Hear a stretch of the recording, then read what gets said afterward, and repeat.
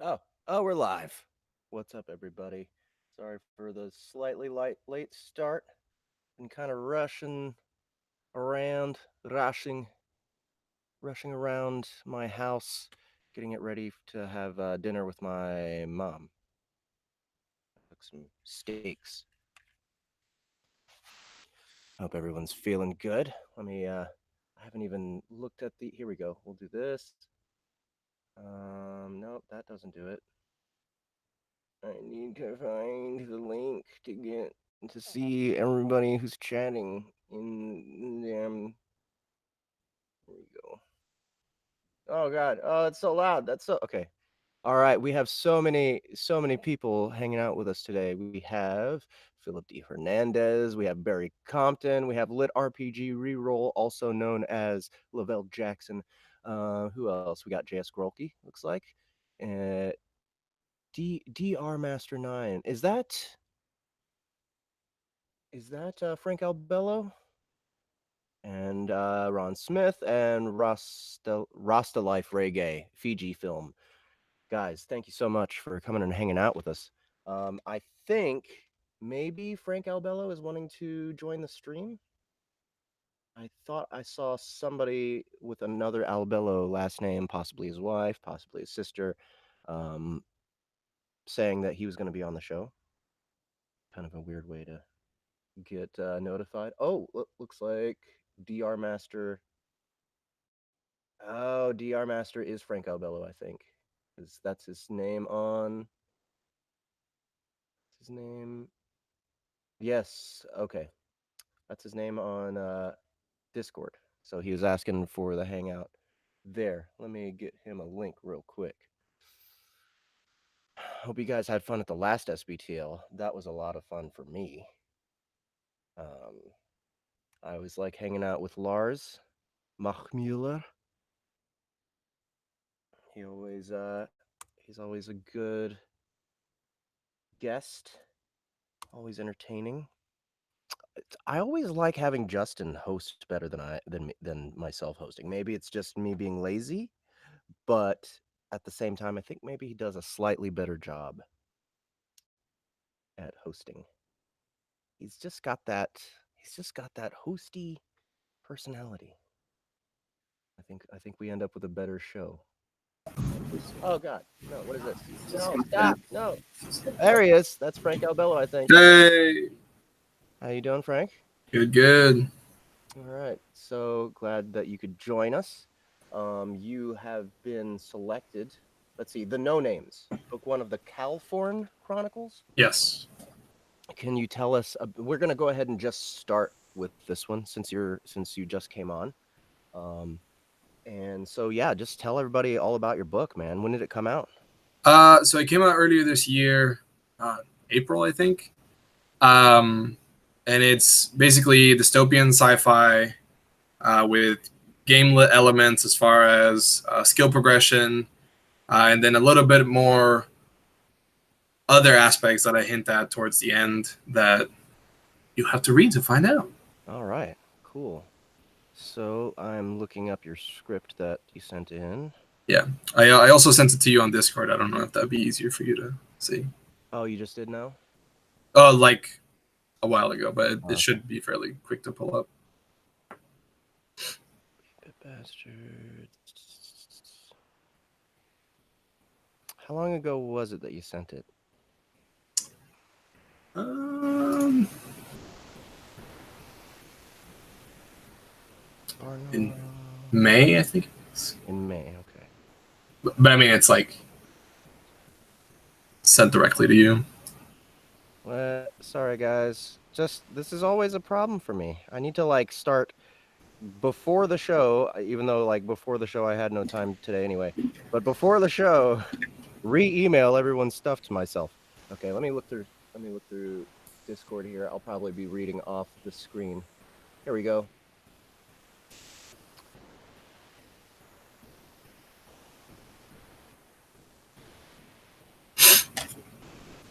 All right. Drag it.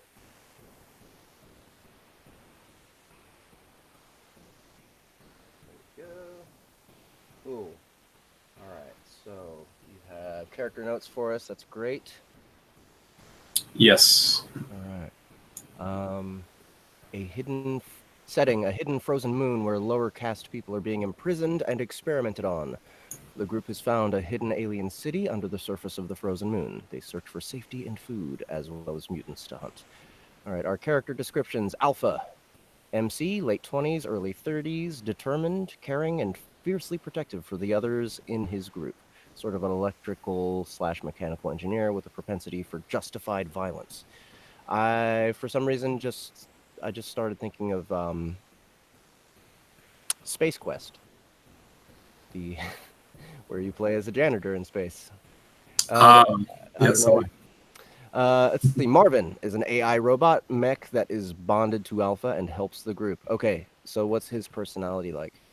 Um, so he, at this point in the story, he doesn't have one. He's just kind of, this is the first instance where he's actually starting to learn off of, off of an actual person. So he starts out very robotic, and whenever you ask him like a technical question, he'll go very robotic. But he'll do like analysis and that kind of stuff. But he's slowly sort of doing like the whole kind of gaining sentience type thing as a result of interacting with the group, not as just a machine, but part of the group. That kind of mechanic. Okay, so you want him to sound robotic and mechanical, or like is he kind of a more advanced? Oh, these fucking flies, dude. When I went out of town, I had like rotting food in my trash can. I forgot to get rid of it. When I got back home, oh my god, flies everywhere. It was awful. Got most of them out, but there's still little ones trapped Trapped in around. the sound booth with you. Dude, yeah, Lau, why are you in the booth? I don't need more pests. Okay.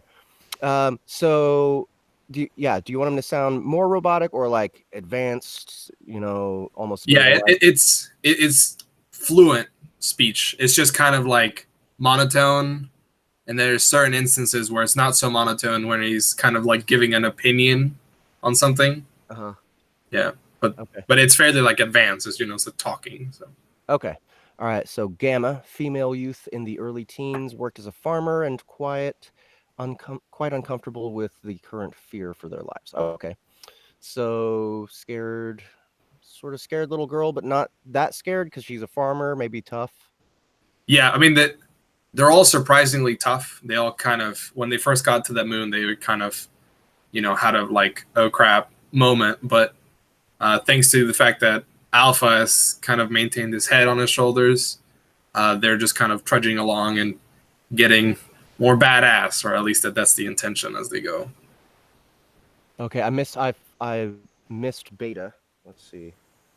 Um, Male youth in the early teens work with animals and looks up to Alpha. Yes. Okay. So you want him to have a younger voice. Okay, I think I can do that. Epsilon, chubbier man in his mid to late 30s, bit of a savant of random information, used to be in IT and sound development. Okay. So how chubby? Um, I don't know, like Do we want to maybe. hear his jowls? That's the question I'm asking you. Um, let's say like 300 some pounds, Okay. chubby, We'll yeah, put something just a like little bit of jowls in. that. Yeah. He's not a Jabba the Hutt yet. Okay. No. Delta. Gruff early 50s man, used to work in a factory, supportive of Alpha and protective of the others. The quiet, stern dad of the group. Okay, Yeah. that's going to be easy. Zeta, early 40s woman, the mom of the group. Got caught stealing to survive while helping a small community of people. Has a dark side. Okay, I think I can handle all these people. Loud shout, out of the booth. Out. Get out. Get.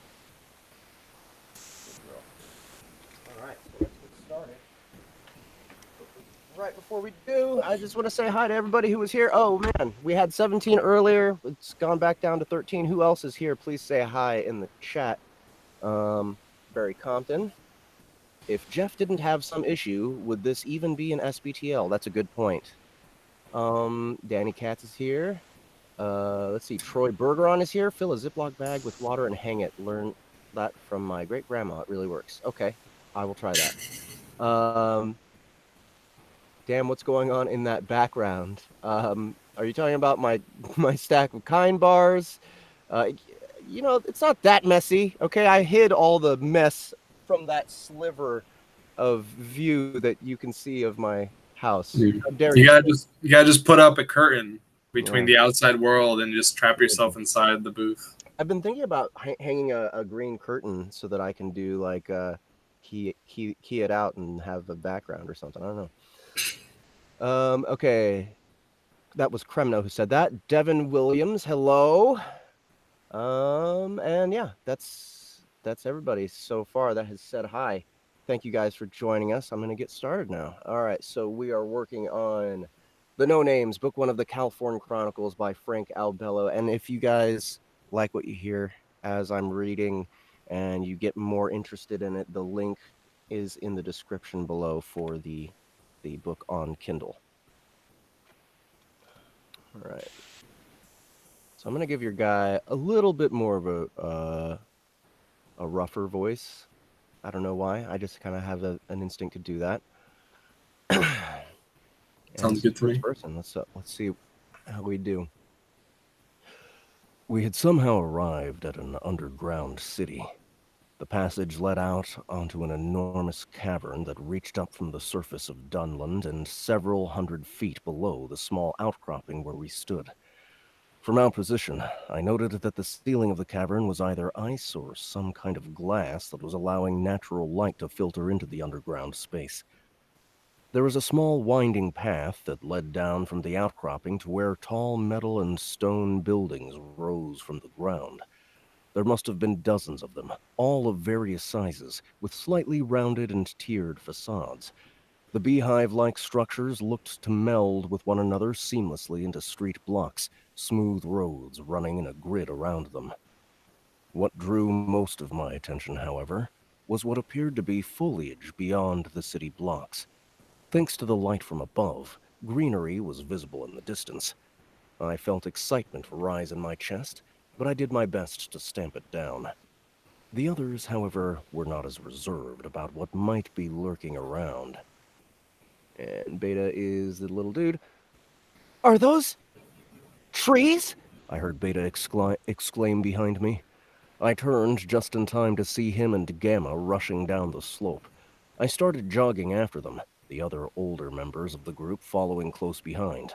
I kept a wary eye on the dark buildings. As we moved closer, I could see darkened windows and doorways on the shorter ones. Even as my eyes focused on the closest building, a pair of writhing shadows jumped out from one of those open windows. Beta! Gamma! Stop! I tried to warn them, but they were pulling ahead around one of the curves that led to the streets, the steep incline helping them gain speed. I began pumping my legs, holding my wrench at the ready as I noted the shadows quickly approaching the pair. Epsilon, Zeta, and Delta finally noticed the shadows hiding around the buildings, and they too shouted at the young digits. Excuse me. Got a little phlegm here.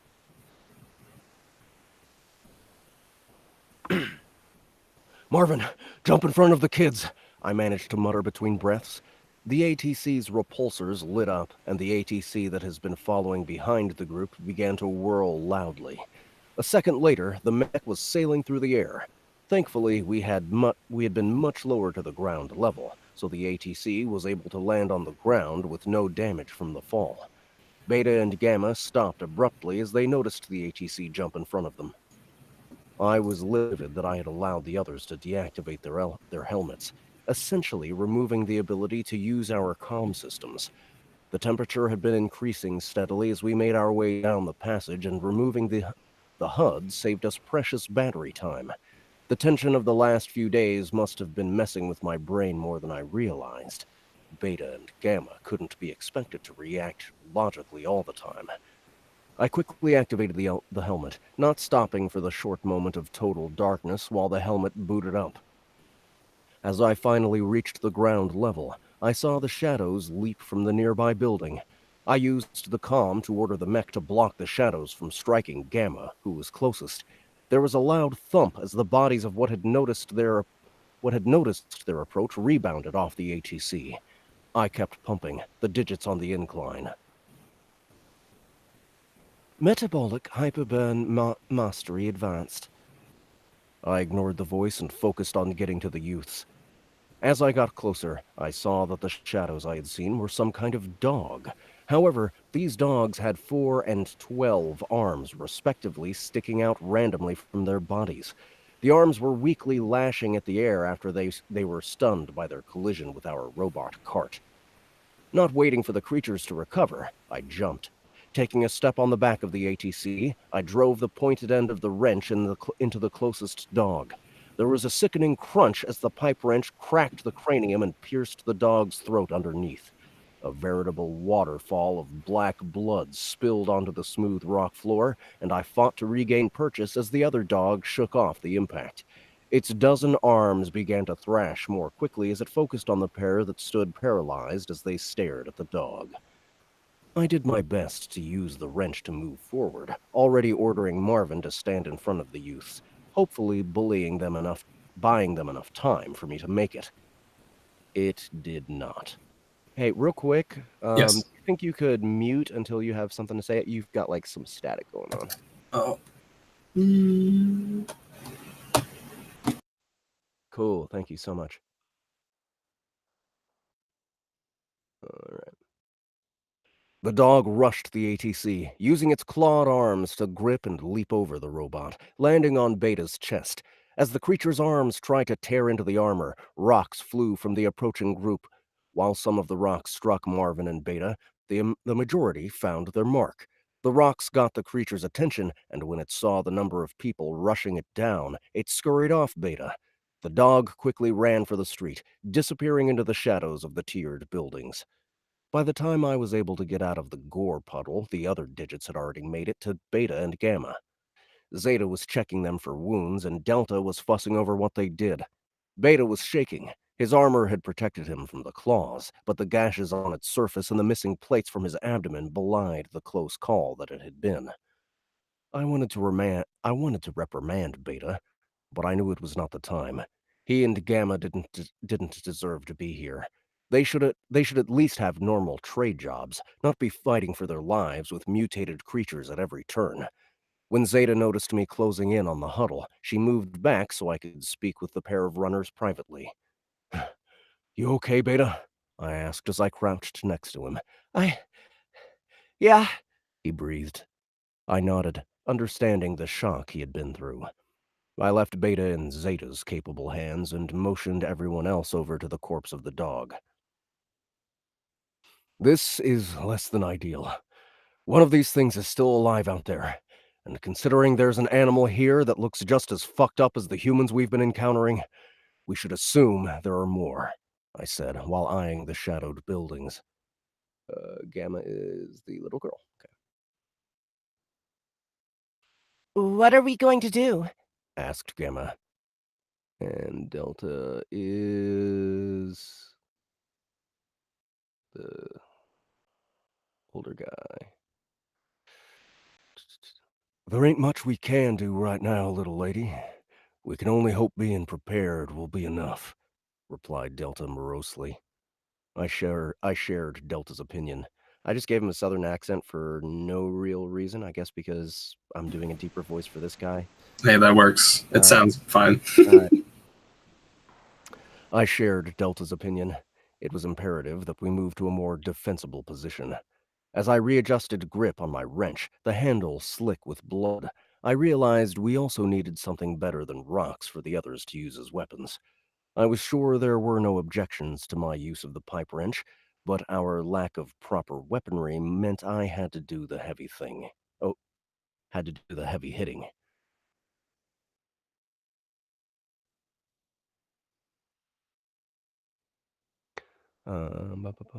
Once Beta's recovered a bit, we need to get into one of those buildings. Once we secure it and see what's inside, we might be able to find better weapons than these rocks, I told the group.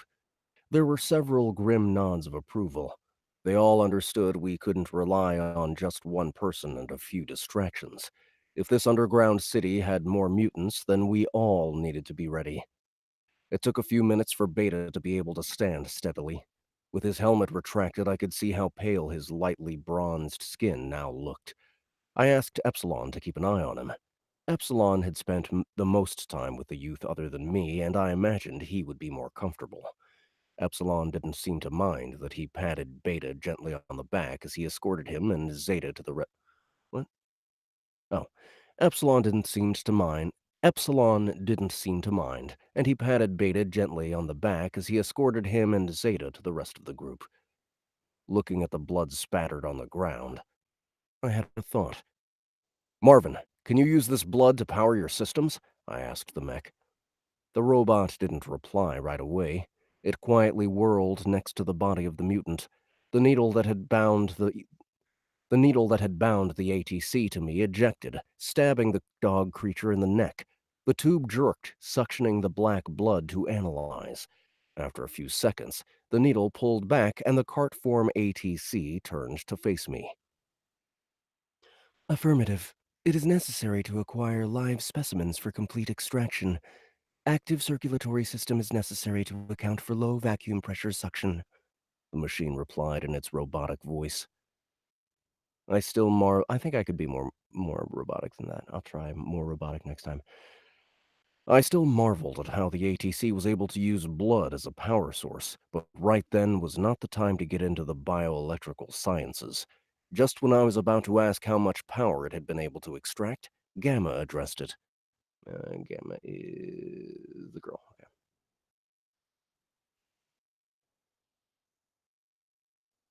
Does that all mean you can't suck more blood because the dog thing is dead? Affirmative, replied Marvin. All I heard was a from behind me. All I heard was a from behind me until Gamma started to laugh.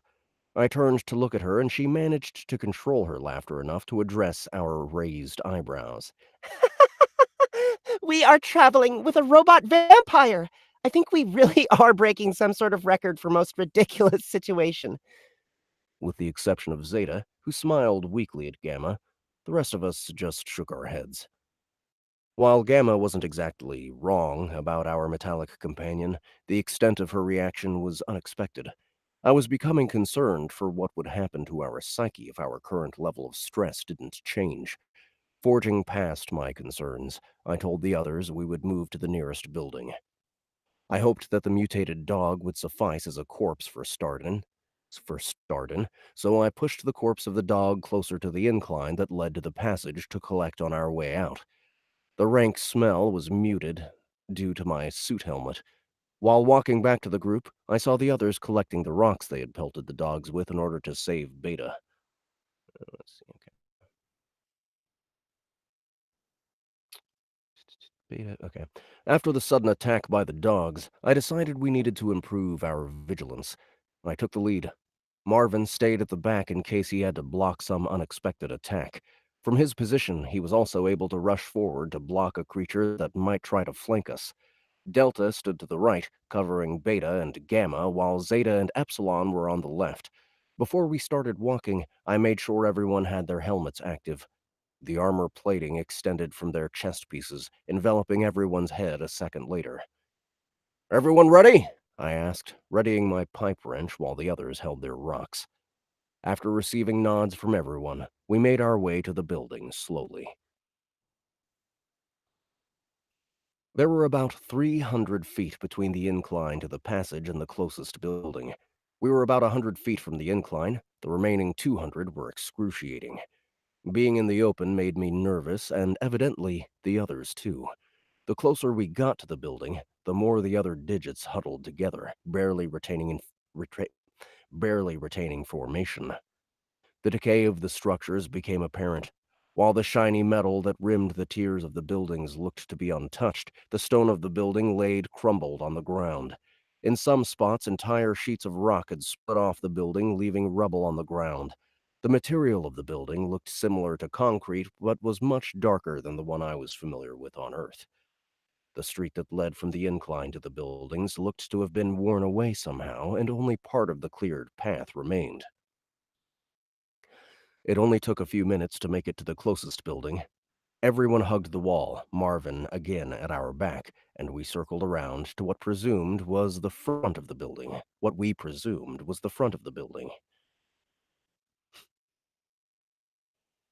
The moment we stood on the main street, the sheer size of the city left us baffled. There was no building smaller than 4 stories, all of them with their odd tier constructions. The city stretched where we could see for miles. Some kind of wall separated the tall tree line in the distance. I glanced at my HUD, taking note that the city stretched north, away from the USG base. I wondered if Starden knew about the city, considering how close it was to the base. Before I could get distracted by more of the city's features, I heard shuffling from the building nearest to us. I moved everyone back up against the building. It's a lot of buildings. It's like every sentence you say building.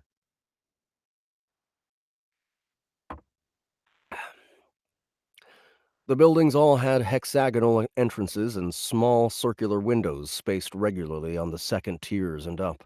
I peeked my head into the gaping Man, I saw a completely different word than hexagonal there. I peeked my head into the gaping hexagonal opening.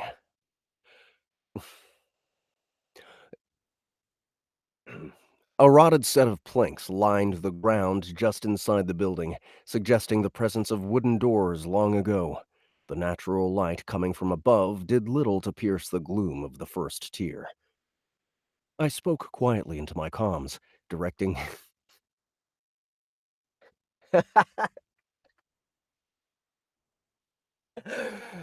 uh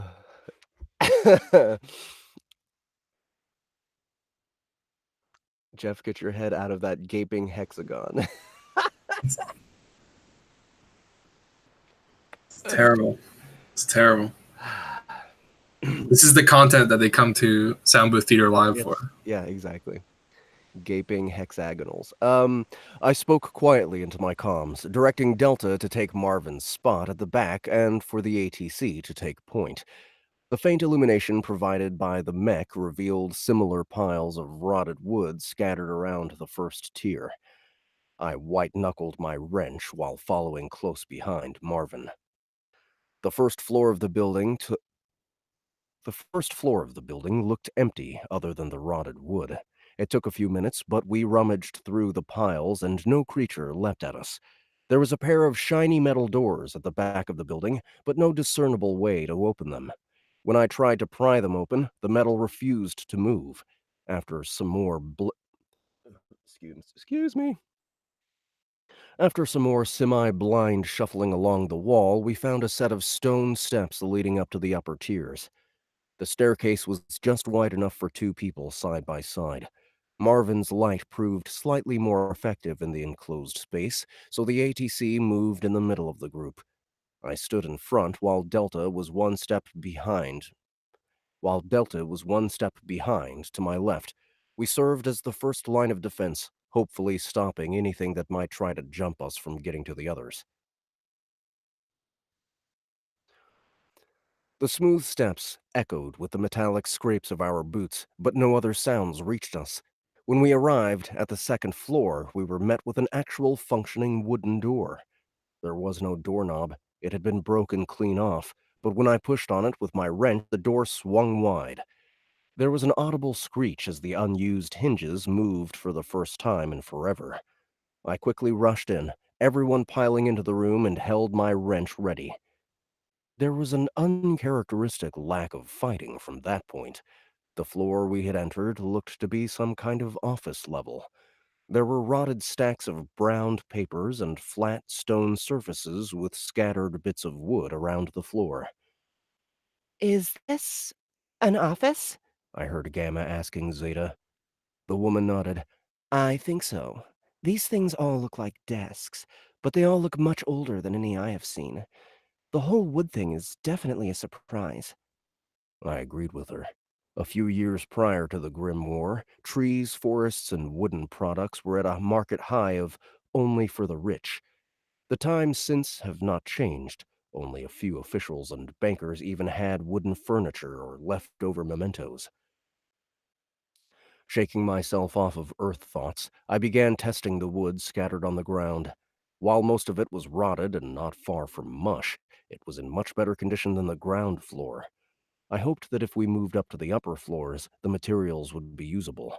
While rifling through the decayed wood, Epsilon found the next set of staircases, which were in the opposite side of the room from the ones that led to the ground floor. All right, everyone, same thing now. Let's stick together. If we find some wood that is not more crap than wood, then we can have some useful weapons, I said, moving towards the next set of stairs. I was planning on taking the stairwell door apart if we did not find another source of wood. The need for weapons was ever present. Before I realized it, we were standing in front of a metal-banded wooden door. Now we can definitely arm everyone, I thought, just as the door began to swing inwardly. Shit! I screamed and threw my weight at the door. The force intent on opening the door realized there was something on the other side holding it back. The door pushed into the stairs forcefully, a pair of tentacle arms lashing through the crack in the door. With my back to the door, I heard Delta inhale deeply. The next moment I was sitting on my ass, the door having shifted back into the frame. Delta had fireman kicked the door so hard, the creature on the other side had lost 2 limbs. The claw appendages were writhing gently on the ground by the door. Beta swiftly applied his favorite technique, curb stomping the arms into submission. Loud screeching and scratching can be heard coming from the other side of the door. I remained pinned against the door as Beta and Delta joined me, putting their shoulders against the door just in time to deflect a tackling move from the creature within. What are we going to do? I heard Gamma whisper gently. This was the most enclosed location we had been in since encountering the mutants, and it surely worked wonders on everyone's psyche.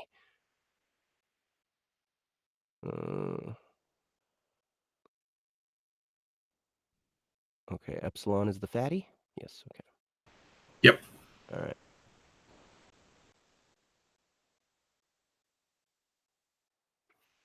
Open the damn thing, Alpha! Then everyone throw what you got! Once we're out, have the robot get in there, then you wail on the first thing that tries attacking it. My head snapped in the direction of the suggestion. Epsilon had retracted his helmet and was speaking through agitated breaths. I nodded, steeling my resolve. Marvin, you heard him. If you spot something, try to ram it. Got it? Affirmative, came the reply. I took a moment to scan everyone's faces, seeing eager smirks on everyone's faces now that we had a plan. Put one on myself. Put an eager smirk on... Okay. I shuffled closer to the door handle. The moment the next impact reverberated through the door, I motioned Delta off of it and swung it wide.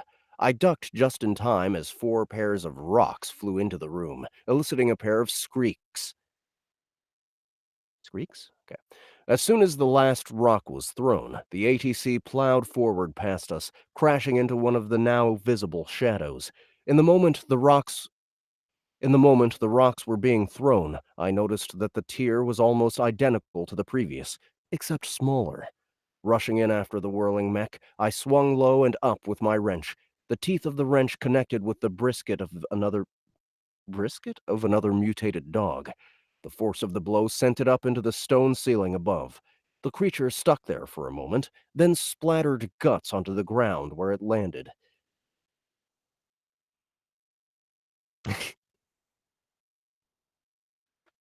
Yeah, the chat has gone off the rails now with the hex thing.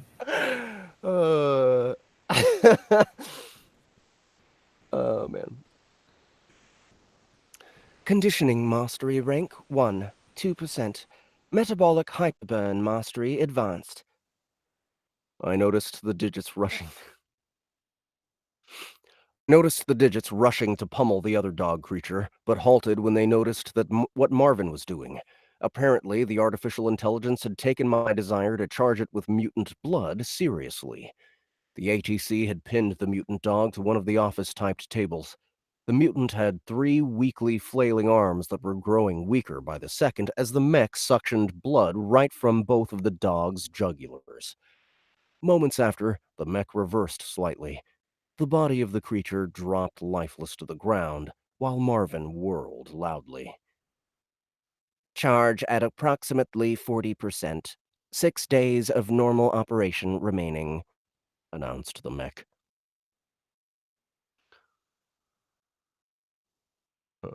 All right. So, I'm gonna have to stop right there.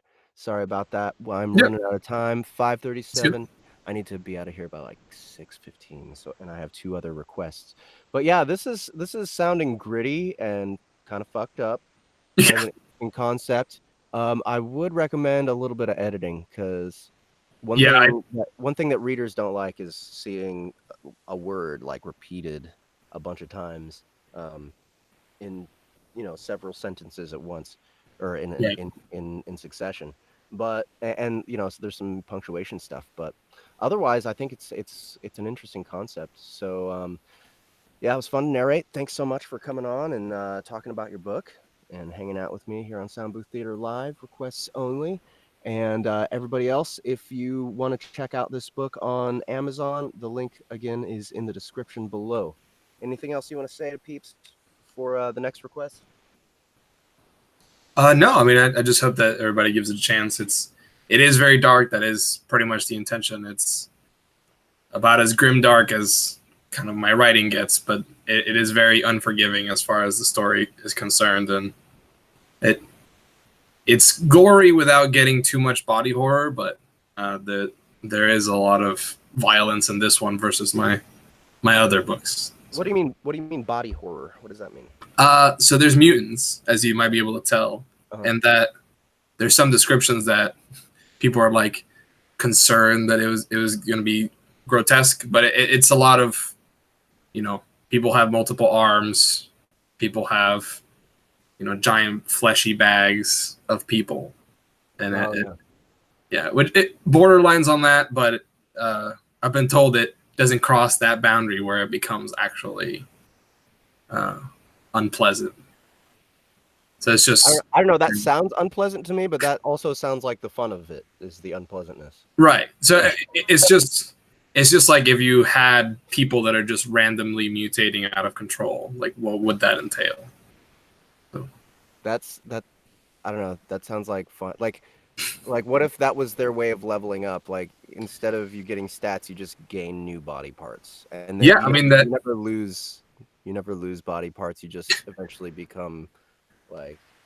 Well, I mean that isn't a thing that actually does happen in the story, though. That Oh, nice. one of the characters that is later introduced has multiple limbs, and they become stronger as they practice with them and develop them. So I think what was that? What's that one video game where it's a ball? You just start off as a ball and you roll through the world and pick stuff up, and you become just a bigger and bigger ball. I know what you're talking about. I don't know what it. It's a Japanese game.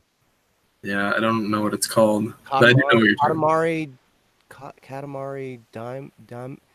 It seems like it should be Dynasty, but it's like some other made up word. Yeah, Katamari. Yeah, yeah. Uh, I think there needs to be one like that where you're a person and you're like picking up body parts and you just keep getting more and more body parts until you're just a rolling ball of feet and hands and penises. That's yeah. Yeah. Um, that sounds like a good game to me. But anyway, thanks again for joining us, and I'm moving on to the next request. Yep. All right, guys. It's a Now pleasure to that be here. now that I put that image in your head, we will move on. A rolling ball of penises. Yes. Let's see. What is next? Varnoth, the Black Blade. Okay, so Lit RPG Reroll, aka Lavelle Jackson, wrote this one. And it looks like it has Black Panther on the cover. I don't know if that's Varnoth. Um, when I watch Lavelle Jackson's Lit RPG Reroll review show, um, I never noticed that he was black before. So this is an interesting surprise that this is what he would choose to write about. So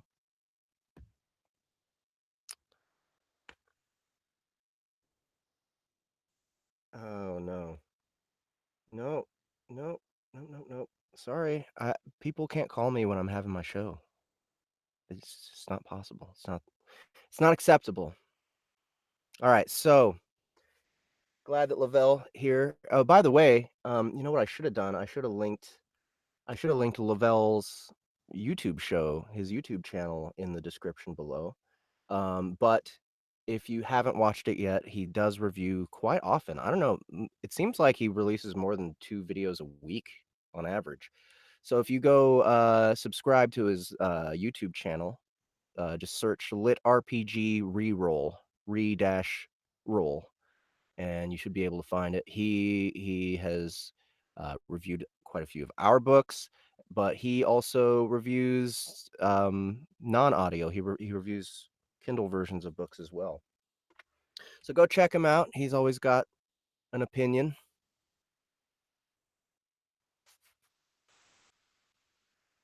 Wait, all Ramon allows? What do you mean? Are you under the umbrella of Ramon's Lit RPG podcast?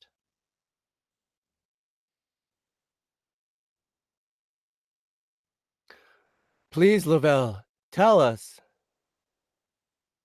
Oh, or you're just considering him the boss. Yeah, these are all the questions that we wish to know about. Yeah. No. Okay. So he's just making fun of himself. Okay. All right. So let's look at this Varnoth shit. Okay. Varnoth, the Shadow Panther with a Russian accent. Okay. So a Russian black guy. I'll try and manage that accent. Um Geneva is a strong-willed and protective older sister. All right. Isabella is 12 to 13 years old, fairly quiet. As far as the girl voices, I will just leave that to the narrator's discretion. Wait, so is Isabella, is she Russian too? And is Geneva Russian? Is she the older sister of Varnoth? Not black. Okay. I think Khajiit. Okay. The bandit character should sound like hick buffoons. Okay. That's no problem whatsoever. Scene blurb. During Varnoth's first night, he follows some bandits to a cave and finds the 2 captured women. He is a cat of integrity. He saves them, and they begin their adventure together. All right, this is Varnoth the Black Blade, Book 1, written by Lavelle Jackson.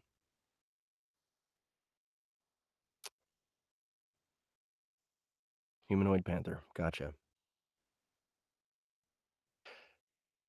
As the night became darker, his eyes fought Varnoth's effort to keep them open. Soon the Shadow Panther fell asleep. After a few hours had passed, Varnoth awoke to sounds from below, much louder sounds. Varnoth wiped his eyes and attempted to gain his bearings. He questioned whether it was a dream or reality. He heard more thundering footsteps below and noticed an orange glow. Varnoth looked down to see 2 humans holding what appeared to be a torch. They had stopped to talk to each other. Varnoth closed his eyes to focus on what they were saying. He was thrilled he had large ears to assist him in this situation. All right, so is this one of the bandits? Yep, okay. Is it this way or that way? Said one of the men. Hell, if I know, you damn fool, it was your idea to... Hell, if I know, you damn fool, it was your idea to come out here, in the dead of night, no less, exclaimed the other. That was an exclamation. Let me try. Again. Hell, if I know you... Oh, there's a comma there. That's why it's fucking me up. Hell, if I know, you damn fool, it was your idea to come out here, in the dead of night, no less, exclaimed the other. Bandit 1, Level 2. Bandit 2, Level 2. There was no danger of the bandits seeing Varnoth at all. He was 50 feet up in a tree, and midnight black. If there was one trait that could be seen, it would be Varnoth's bright, piercing eyes. The 2 humans were in crude leather armor with short swords attached to their belts. They wore no helm. The one on the left had bright blonde hair pulled into a ponytail. He stood a head taller than his plump counterpart. The bandit on the right was almost completely bald and was 60 to 70 pounds overweight. He would be no danger whatsoever. I'm pretty sure the cave was southeast of this location. We just haven't arrived yet. It is darker than a kettle out here, and I don't want to run into something that wants to flay us, if you don't mind, said the slimmer bandit. Well, move along then. The sooner we get there, the better. I'm starting to get the heebie-jeebies out here in these woods, said the fat bandit. The bandits turned southeast to where they thought the cave would be. Varnoth knew they were correct in their assessment. He marked off a lot of his map during his hunting expedition earlier in the day. A couple of moments later, Varnoth heard a scream from the distance from the tall, thin human. What the heck? What the bloody hell? A damn mutilated deer carcass, or at least I think it is a deer carcass. I have gore all over my damned boot. The fat bandit let out a loud belly laugh when he saw the bloody scene.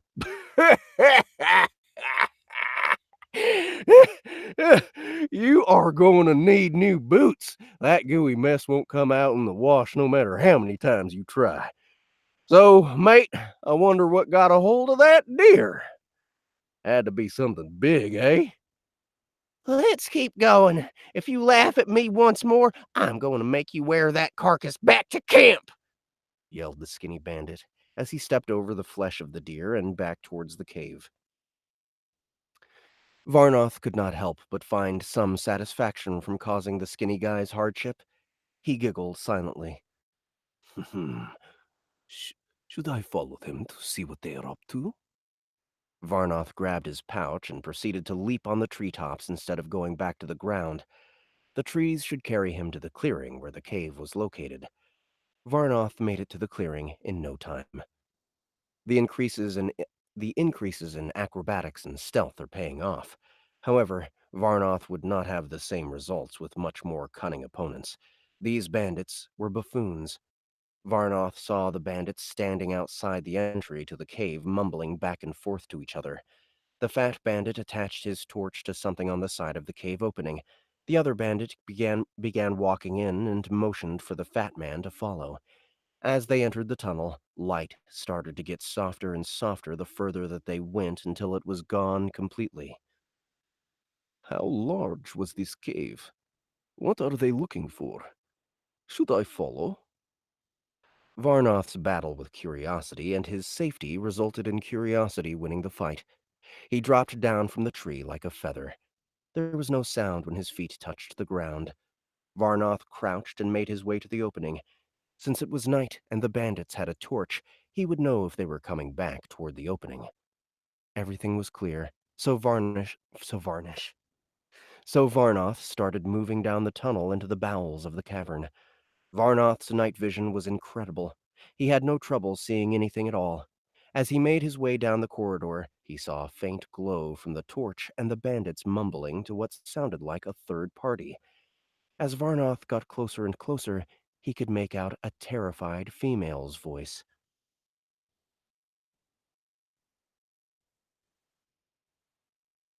Okay. I don't know if this is if these girls are supposed to be Russian or not, but I'm just gonna do it. Don't come any closer. Let us go. Us? Your leader promised we would be taken to Drangar. We trusted him. Then he locked us in this pitch-black cave, cried the woman. Varnoth could hear sniffling from another woman in the same area. He also listened to what appeared to be steel chains clanging against a rock. Let my sister go. You can do whatever you want with me. Just let her go, said the frantic woman. Now, why in the name of the gods would we want to do such a thing? Said the skinny bandit. There are two of us, and two of you? I've never been good with numbers, but I think that math works out pretty damn good, lassie. Yeah, very good, eh? What happened there?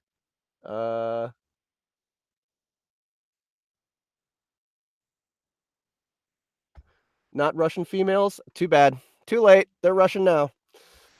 All right, let's see.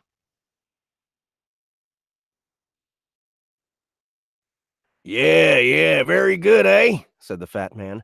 Come here. Wait. Come here, yelled the skinny man. Varnoth peeked around the corner and took the scene in. There were two panic-stricken young women chained to the rock wall of the dark cavern. Their clothes were filthy and torn, their hair was in shambles, and their faces were sweaty and dirty. They had been stuck in here a few days from his assessment of the scene. The woman begging for mercy had long brown hair and brown eyes. Varnoth could tell that she would be stunning in better circumstances. The younger girl, cowering against the wall, had long blonde hair and blue eyes. She, too, was gorgeous. Why didn't I come in here earlier today? I would have found them. I would have released them. The two bandits had their backs turned toward me. Toward Varnoth. All the women's focus was on the approaching madmen. The skinny bastard grabbed the woman on the left by the hair and yanked her up and toward him. It didn't take a genius to realize what these brutes had in mind for the two women. All right, that is quite enough. Varnoth leaped from around the corner and lunged at the backs of the two bandits. He put his left paw around the neck of the skinny guy and his right paw around the neck of the fat man. He roared and extended his razor-sharp claws, and in one lightning-fast motion, he ripped their necks open simultaneously. Blood sprayed onto the walls of the cave and doused the women with warm red liquid. It felt as if time stood still. The women had no idea what to think. A monster had brutally killed their captors, and they were splattered with their crimson life force. After a few moments, the woman who was grabbed by the bandit broke the silence. "Are you going to hurt us?" she asked in tears. No, I am not going to harm you. I understand my appearance is unnerving to you ladies right now, but I can assure you that I will not harm a hair on your head, Varnoth said sincerely. "Thank you for what you have done. We have been trapped here for days all alone. These men were the first we have seen since their leader. Atlas locked us in here. He was supposed to take us to Drengar. I was so stupid to have trusted him. Geneva. Oh, yeah.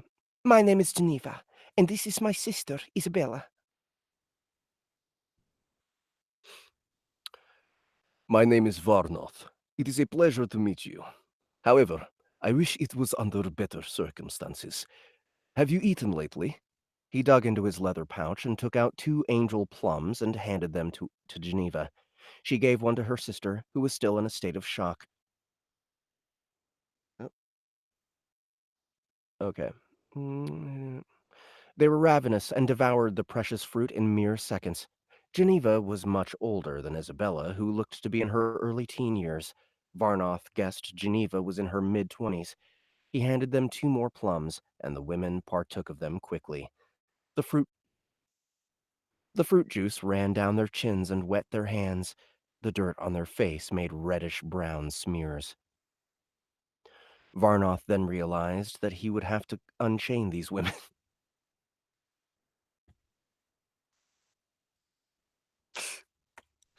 He asked the women... He didn't think of that first. He gave them plums first. He asked the women if they knew where the key was. Geneva told him to check the chest on the other side of the room. He turned and saw a large brown wooden chest with golden accents. Varnoth made his way over there and opened the chest to see what was inside.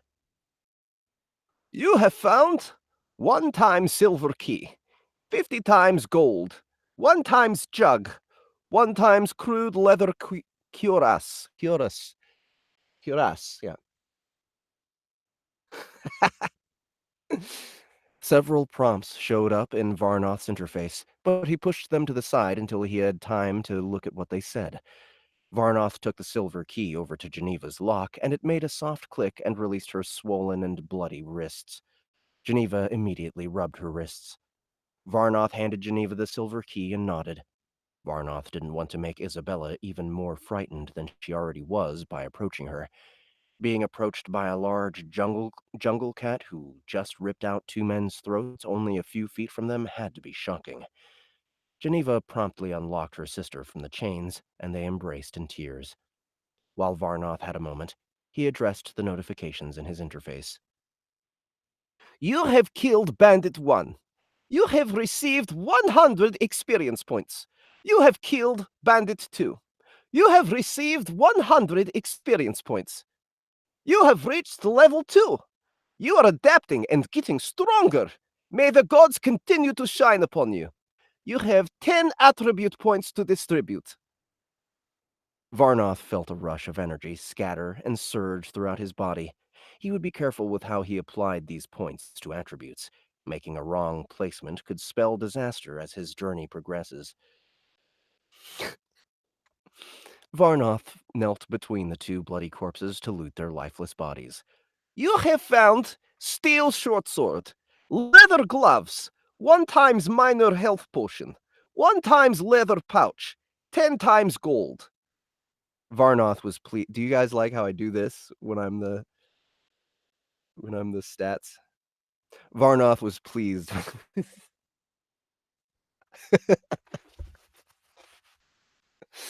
Varnoth was pleased with what he was able to acquire from this scum.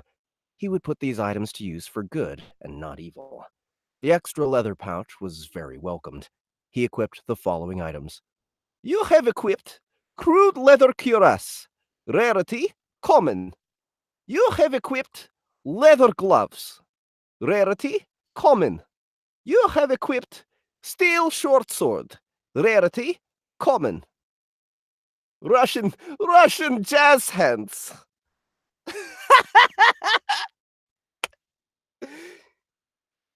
In Russia, when we get excited, we use the jazz hands.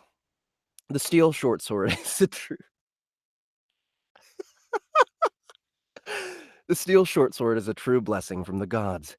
He wished for a sword earlier, and now he had come upon one. He would not always be able to attack from the stealth. I'm sorry. Russian jazz hands. He would not always be able to attack from the stealth position and use his claws. He would fight opponents head-on for the most part. He needed sword training badly. Varnoth hoped he would come upon a trainer very soon. He had finally gotten everything settled that needed to be. Varnoth now contemplated what would come next. He could not in good conscience just let them be and go on about his business. He owed the two ladies the honor to see that they arrived at this Drengar that he heard Geneva speak of. Varnoth opened his large mouth and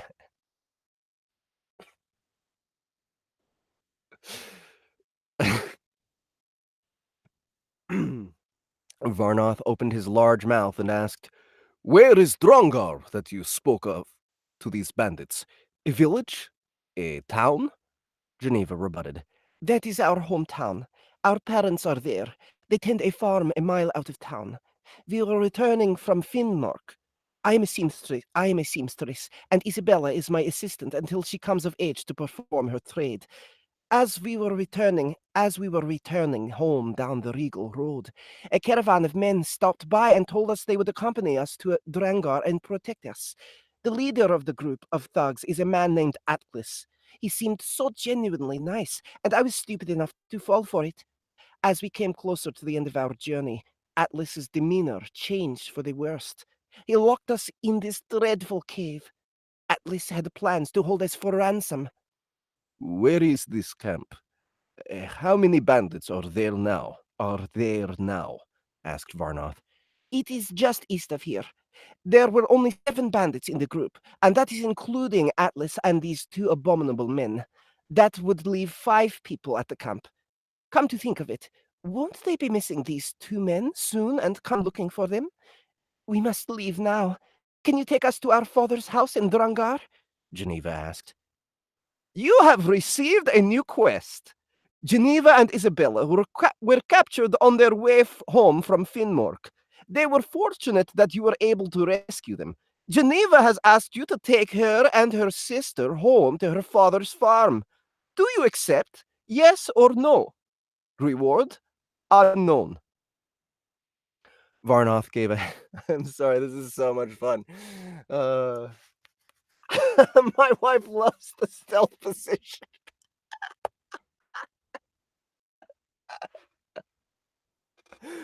Oh, shit.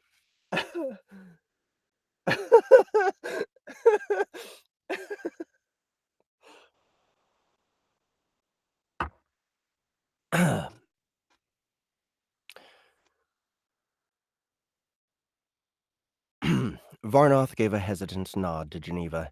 He wanted to help the women. However, he was used to working alone. He did not know how he would be able to use his stealth skills with two women in tow. Varnoth did not see any way around this. He feared they would perish or be captured once more without his help. Varnoth asked, "How far is your farm from this location?" It is a day's walk if we don't stop any. We will not slow you down, I promise you. We have no desire to get killed or captured. Our father warned us of the dangers of women traveling alone in Albatra. We should have listened to him, replied Geneva. Ah, so this world is called Elbatra. Elbatra. Yeah. Varnoth began to wonder if Isabella would ever join in on their conversation. She spent her time with her trembling arms around her sister's right arm. She looked at the floor most of the time. He wondered how much Isabella would slow them down.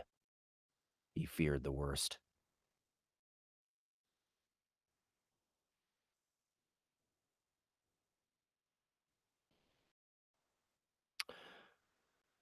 We should get going in a few moments. I must take the time to apply my new progression points to my attributes.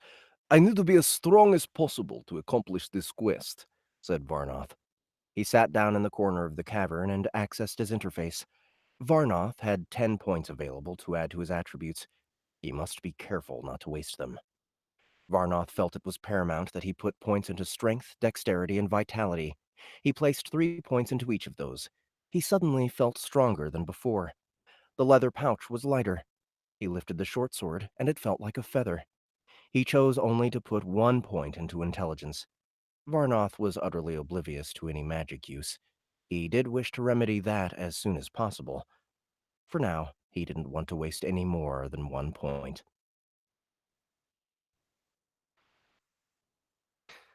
Varnoth, level 2. Shadow Panther. Strength 14. Dexterity 20. Intelligence 11. Vitality 15. Passives: Acrobat, Night Vision, Detection. Okay, ladies, I'm ready to go. Are you sure Isabella is prepared for our journey?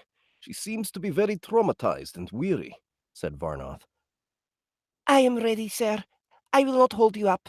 Isabella spoke softly. Okay, that sounds good to me. I must tell each of you that it is crucial that you listen and follow all my directions during our journey. It could very well be the difference between life and death. Are we clear? asked Varnoth. Geneva and Isabella responded with a yes and a quick nod. Geneva, are you good with a sword? A short one, by chance? I have the one from the fat bastard over there. The skinny bastard had another steel short sword, said Varnoth. I have some experience. My father thought we needed to know how to defend ourselves at least somewhat. I've never used one in a real combat situation, but I will gladly carry that sword and do what I can. Geneva walked over to the corpse and knelt to pick the steel short sword up. She held it vertically to get a good look at it. Varnoth could tell she was putting up a false facade at that very moment. Geneva feared the prospect of having to use this sword in a battle. Got it. Let's go before any of the bandits come looking for these dead ones, said Geneva.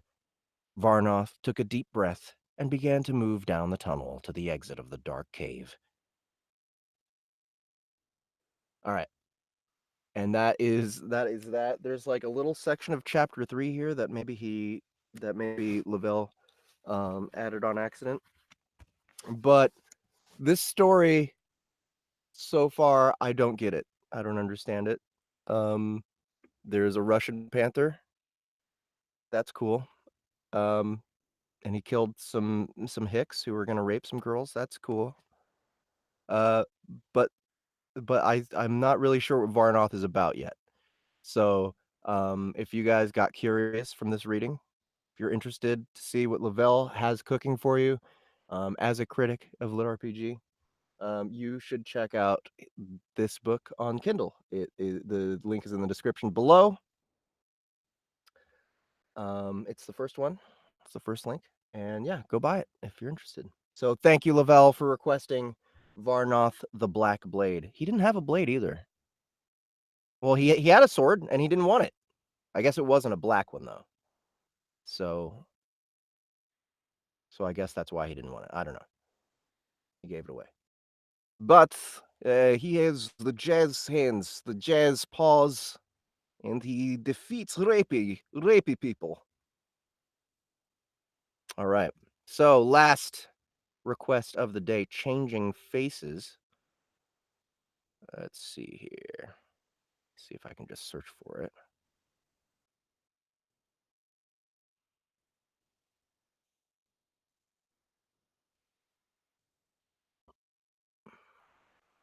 Time Master, Dungeon of Laureate, Changing Faces.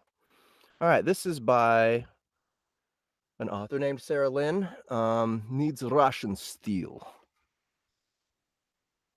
All right. So I don't know if Sarah Lynn is here. Who else is here, by the way? Has anybody new shown up? Looks like we have 13 watching now. Oh, I got 20 minutes to finish this read. Let's see how. Oh, it's not very long, so it won't be bad.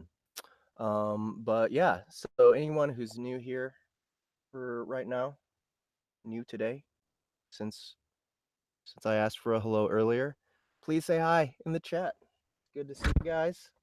It's good to know who's here. Sean Mitchell, England. I don't think I've seen you here before. And you said, what did you say? Yeah, okay. So you didn't know what this was all about either. Yes, this is just a live reading. Thank you for complimenting my voice.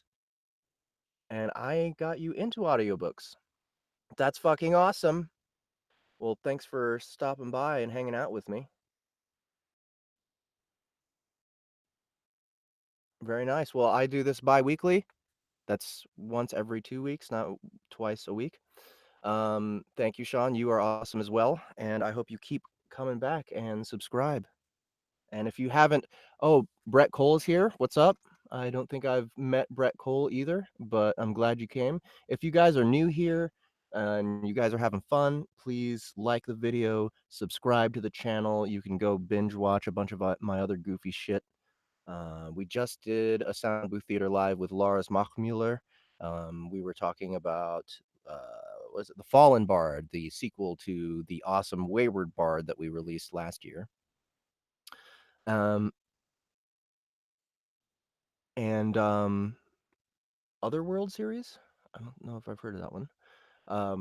But yeah, all of our links, we have a ton of links here in the description. There's like different Facebook groups, including ours, especially ours. That's the most important part.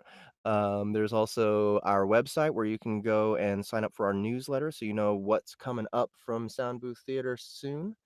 And yeah, that's about it. So I'm going to get to this last reading. This is Changing Faces, New Game Minus by Sarah Lynn. I've seen this one around for a while. It's got like 60-something reviews or 60-something ratings on Amazon. 4.5 stars, I think, on average. It seems like it's doing okay. And that this was our oldest request. That's why it got voted on. So let's check it out.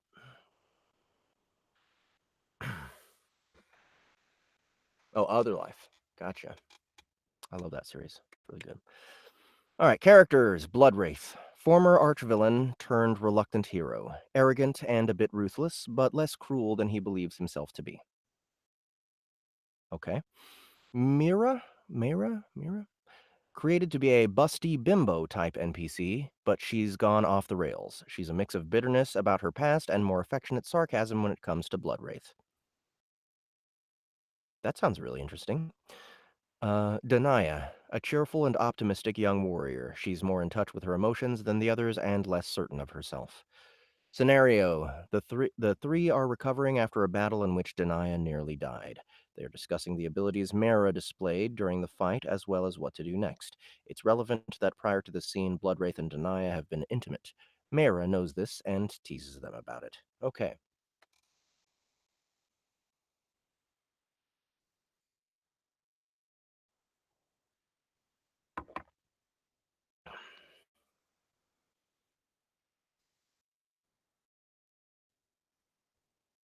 All right. Here goes. It was one thing to say that, but another to put together a plan that would allow them to win. Thoughts flowing through his mind too quickly to verbalize, Bloodwraith led them all toward the sacred elven pool. That would be the first step. As they walked, they discussed the final logistics. All right, so Mara's the one designed to be a bimbo. Um, So, you still need 1,580 experience, Mara was saying. that's not something we can acquire via murdering monsters. And before you ask, I tapped everything I could creating that quest to survive Dake. How much were the Greencloaks worth? Denia asked. We'll probably have to fight some of them on the way to Dake, so might that be enough? Bloodwraith shook his head. The. Okay, now. Former archvillain turned reluctant hero.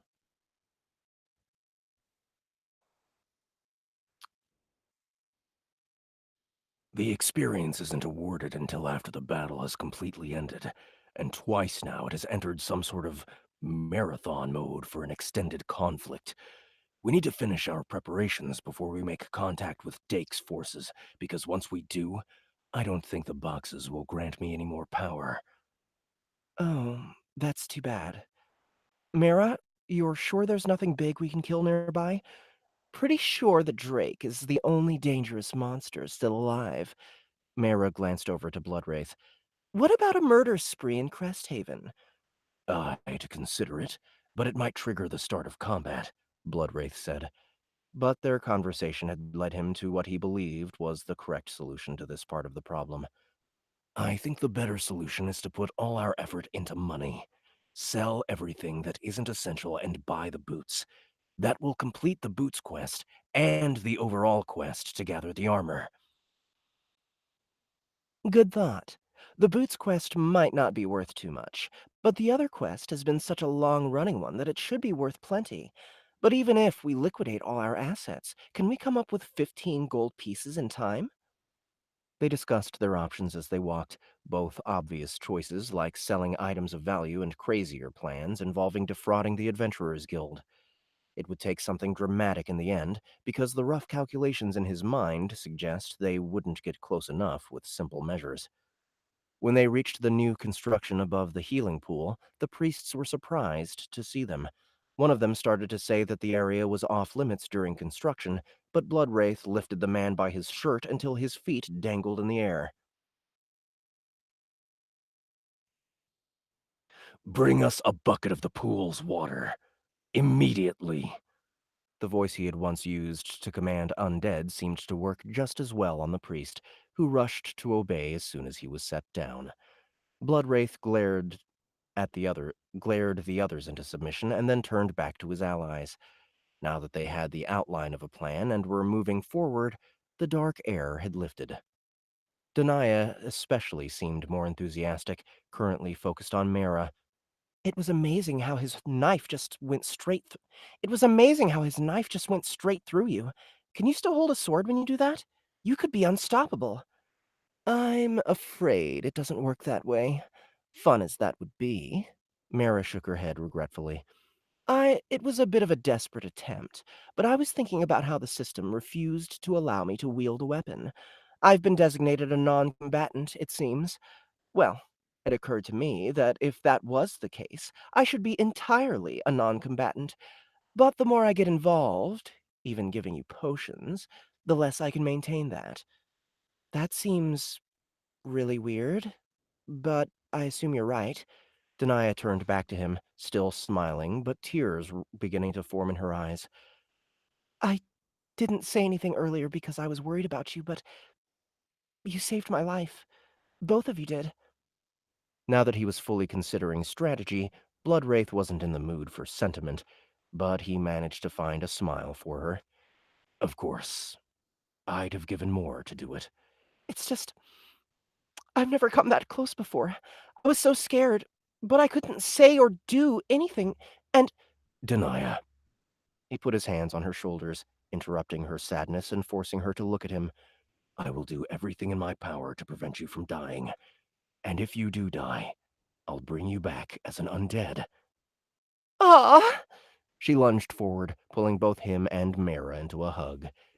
It was slightly awkward, given the varying heights, but still warm in a way he didn't mind. Even Mara looked at peace for a moment, though once it passed, she raised an eyebrow at him. How much physical sensation do undead have? I'm thinking you might want certain body parts in particular. Hey! Denia swatted at her, blushing furiously, though her smile broadened. Bloodwraith had two simultaneous thoughts. The first was cold. This shared moment would be good for their team's cohesion and morale. The second was that he wanted more moments like it. He'd paint the world red with the blood of Dake and the outsider gods and anyone else who stood in the way of that. Eventually, the priest returned, puffing as he carried the bucket of water. Just as Bloodwraith had hoped, the water still maintained its power. It would decline as it was taken further away from the source, but the ground above was close enough. Waving the priest away, Bloodwraith took a drink. Buff. Elven Healing Pool. Health, mana, and stamina regeneration improved. This buff will last for 24 hours. Another stone he could use. There weren't enough stones to build a tower higher than Dake, but he wasn't building a tower. He was creating an avalanche. Denia took a drink as well, and he felt the enchantment buzz around her. Mira just shook her head when he offered her a drink. It wouldn't do me any good. She took a step back and looked at the two of them fondly. I'll get started on my part of the plan now. I wish I could help you fight, but I'm afraid I'll just be bringing more danger. No, you'll be a big help. Denia smiled at her broadly. Don't forget to give us all your extra potions. Right. This is as much as I can generate at the moment. Mira pulled off her satchel and handed it to them. I have some things to think about on the way. Maybe I can help out a little more, but you shouldn't count on it. We'll see you soon. Bloodwraith nodded to her, and then she swept away, vanishing into the woods. At the same time, he and Denia began running back toward Cresthaven. Soon they'd split up to sell their assets separately, but then they would come together again. Then there would be no choice but to execute the plan and see if it would work. The enchantment from the pool said it would last for 24 hours, but that was meaningless. It would be over before then, one way or another. All right, and that is our Sound Booth Theater Live requests only for today. Thank you guys for coming and hanging out. Yeah, thank you new people for showing up. Again, don't forget to like and subscribe to the YouTube channel. I'm not sure when the next Sound Booth Theater Live will be, but it should be not too long from now. And yeah, I'm looking forward to it. So yeah, check out all the links in the description below. And I will see you guys in the Facebook group or in the Discord. Don't forget to join our Discord. Bye!